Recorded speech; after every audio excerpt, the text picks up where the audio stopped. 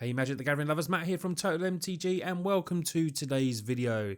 So today I'm going over another Modern Horizons video and it's going to be my top 8 best common cards that'll be ready for the limited format for you. So this is going to be a little bit of prep ready for you when you go to your pre-releases, whether that be in your shop or whether that be online as well. Now I know this is not going to be the cheapest of pre-releases.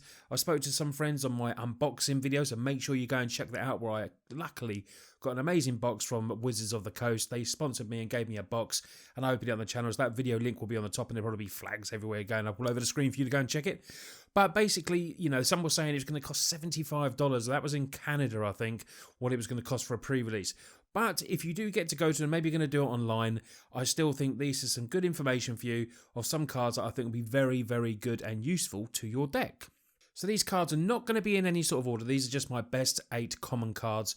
I'd love to know what you think. If there's any common cards you think I've missed out or what you think of the cards I've picked as well.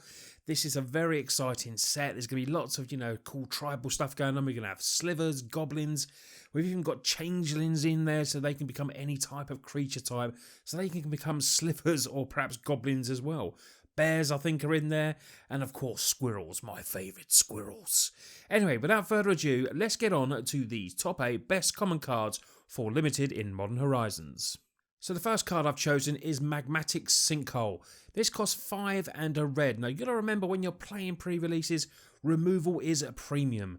Now, although this does cost a lot, it has the delve mechanic. So each card you exile from your graveyard while casting this spell pays for 1.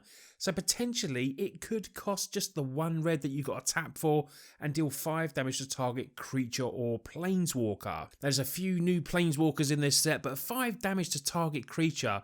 I did a little bit of research. I think there's only 3 creatures in the whole of the Modern Horizons set that is over 5 toughness. So this will hit nearly every single creature that you will come across. So if you're playing red, this is a great bit of removal, and I would definitely recommend playing Magmatic Sinkhole. So when you're looking at cards in Limited, you've got to look at what you want. You want value in your cards, and Rank Officer is definitely that. 3 and a black is a 3 and a 1 zombie soldier. When it ends a battle, you may discard a card, and if you do, you create a 2/2 black zombie creature token. So for casting cost of 4 and discarding a card, you get 2 bodies on the field with a power of 5 in total, a 2/2 zombie and a 3/1 zombie soldier as well. You can pay 1 and a black, tap it, exile a creature card from your graveyard, and each opponent loses 2 life. So if you did discard a creature card, perhaps you might be able to get it back from the graveyard later on. This card screams value to me. A 3/1 body, yeah, the 1 toughness is not very good obviously, but you get a 2/2 as well, and you've got that ability of paying 2, exiling the creature card and draining your opponent. Rank Officer I think would be a very nice 4-drop to play in your decks, and is one of the top 8 best commons for me in the set to play in Limited.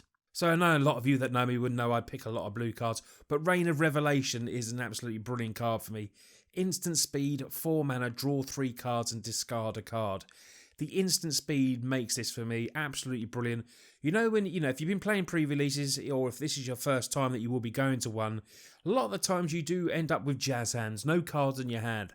So a card like Reign of Revelation will fill your hand a bit. You may have to discard a card, so you might only end up, if you've got no cards, just end up with 2, but 2's better than none. So Reign of Revelation, great card draw, can be played at the end of your opponent's turn as well because of that instant speed, and is a cracking common, and I'm pretty sure we're going to see this in Pauper as well.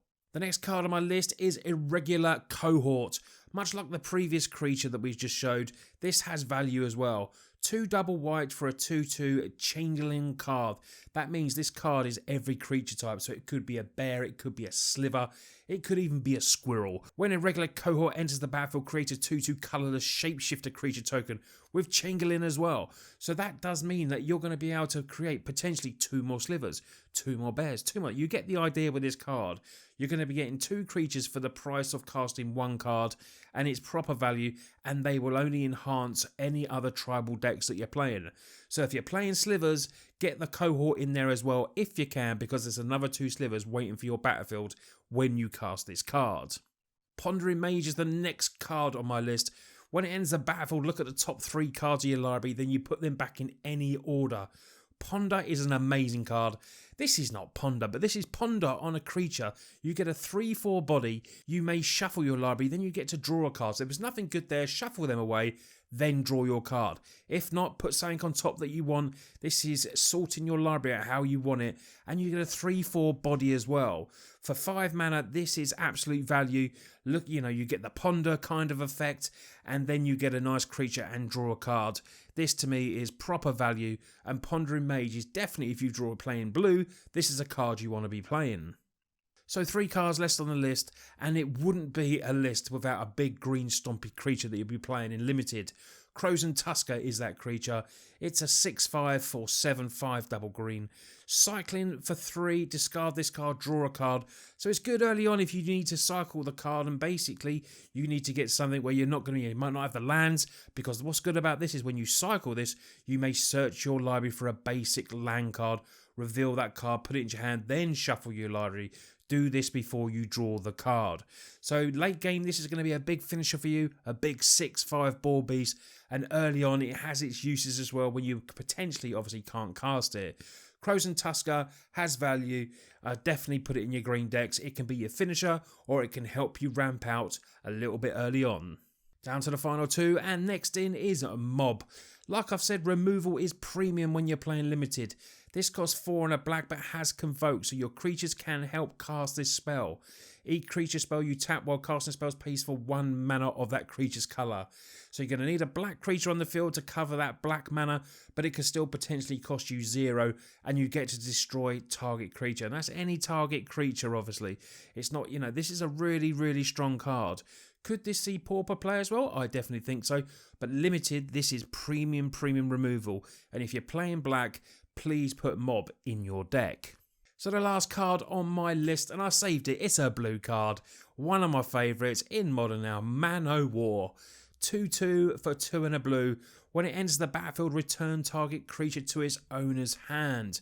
Blinking effects, returning creatures to owner's hands is a very strong effect when you're playing limited play. Early game, this is great. Potentially, maybe you have some enter the battlefield effect creatures, and you can return your own target creature to your hand and get that enter the battlefield trigger again. Late game, potentially your opponent is hitting you with maybe a big Tusker. Then you could just bounce that so it saves you a turn. Potentially, that is maybe all you need to win a game. Manowar is such a great card. It can be a blocker, it can be blinked. I'm pretty sure there's a new blink card that's in this limited format. At the top of my head, I can't think what it is. I want to say Shelter, but I might be completely wrong. But there is a new blink card in there. You could maybe blink Manowar, return target creature, and then do it again. This card is absolutely value and is definitely one of my favourite commons from the set, if not my favourite common from the set. Which is why, even though these weren't in order, I left it in at the number 1 spot. So these 8 cards I do feel are probably some of the best commons that you can play in your limited decks. Let me know what you think in the chat. If it's your first time going as well, let me know if you're going to be doing the pre-release. I know it's expensive and it's not going to appeal to everyone, but let me know what you think of these cards and any other commons you think from the set that would be good to be played in limited. It'd be good because there'd be lots of new people watching this video and they'd be able to see your advice as well. If you could give the video a big thumbs up, I would really appreciate it, and it really, helps the channel grow. And obviously if you're new to us, please hit the subscribe button as well. There might be a lot of new subscribers here that have come from the unboxing video, so hello and thank you to everyone that supported that video. And if you haven't seen it, like I said at the start, go and check that out. Anyway, we do videos every other day here on TOTALmtg, so it won't be long till I see you again soon. You lot take care, and I'll see you on the next video.